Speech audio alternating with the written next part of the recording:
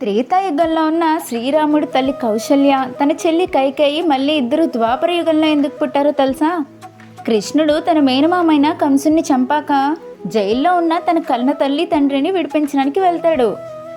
అప్పుడు తల్లి ఇలా అంటుంది, నువ్వు మహావిష్ణువు రూపం కదా, కృష్ణ మరి మమ్మల్ని కాపాడడానికి నీకు 14 సంవత్సరాలు ఎందుకు పట్టింది అని చెప్పింది.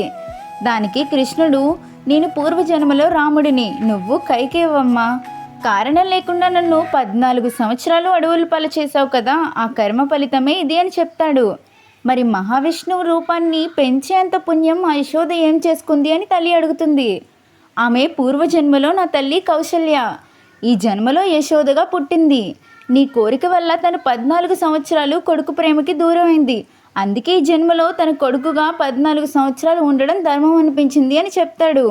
ఏ జన్మలో మనం పాపం చేసినా తర్వాత జన్మలో అనుభవించాలి. జై శ్రీకృష్ణ.